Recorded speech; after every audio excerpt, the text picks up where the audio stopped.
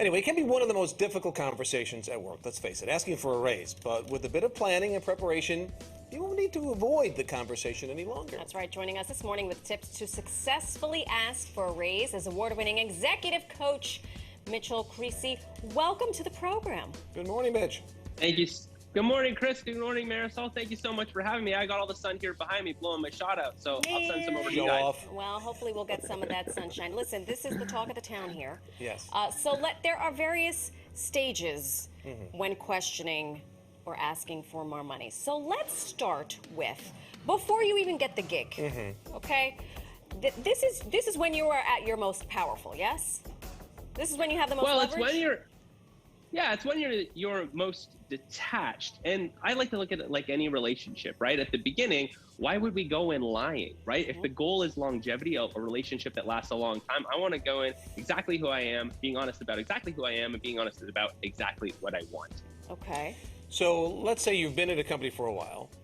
When is a good time to start thinking about asking for a raise? By the way, we've sequestered our bosses. They can't hear any of this, so just tell us right No, now. they're listening, because I would suspect it's stressful for them too. Absolutely, I'm sure.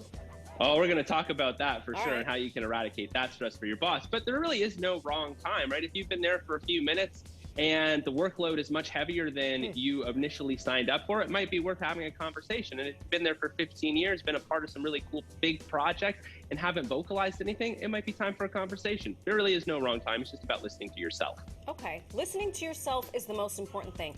We skipped ahead. Let's go back to before you get the job, okay? Right. You have to be honest about the situation you're about to get yourself into and what you actually want. Can you walk us through those?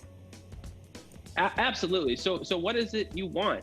Be specific. Is it a dollar increase? Is it a percentage increase? Is it more time off? Is it a new benefit added to your package? When you go in with specific asks, it's much easier for the person across the table to actually do something about it. The second thing we really want to do is be open and honest with ourselves about the salary range we are willing to accept. What's your top end and what's your bottom end? If you get the bottom end and it feels icky, if you feel a little bit sad, that's not your range. Go back to the drawing board. Both ends, top and bottom, should feel like a huge win for you. Once you've got that clarified, the next thing we want to do is start to practice the negotiation out loud with ourselves. What are those questions you do not want to be asked? Those dreadful questions. Come up with answers for each of them, not because you're going to be asked. Chances are slim of that. But having them in your back pocket is going to boost your confidence big time when you head in the room. And lastly, even before this whole process starts, don't talk yourself out of it. Companies with over 100,000 employees lose about $62 million a year due to poor communication. Why, Chris? Because when we don't get what we want, we stop talking. Asking for a raise is the most selfless thing you can do for yourself, for your family, your colleagues, and your company. I saw where you said, no is not the end. It's really sort of the beginning. So how do you get that mindset going and continue to move forward from there? Well, I like to think of no as the start of a negotiation. You're welcome, guys. You are welcome.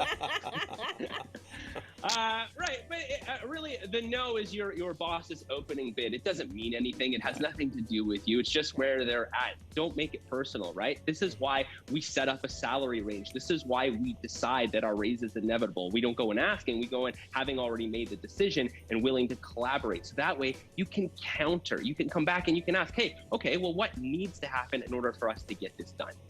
I always wonder, because we're still, I feel like we're still in the gig economy where folks are kind of just culling together gigs. How do you know what that range should be? Because I have friends who are freelancers and they're like, I go in with the gatekeeper and I have no idea what I should start with. Right. Could you imagine if we didn't have Google? I mean, True. Right. But give it a Google. What is the average salary range for someone in my position with my experience level? The other thing we want to know is, what does it cost to replace me? For an entry-level worker, it's about 30 to 40% of their annual salary. For a mid-level worker, 150% of their annual salary. And for a high-level worker, 400% of their annual salary. So do the math. Show your boss that even with your raise, it's cheaper for the company to keep you than to try to replace you. Oh my gosh, Mitchell, Great stuff. we have just scratched the surface. Will you come back, please? Done. Okay. All right. Fantastic. Chock full of information, a lot more. And send the sunshine our way, too. Exactly. We're going to post all of these tips on our website at pix11.com. Thanks, Mitchell.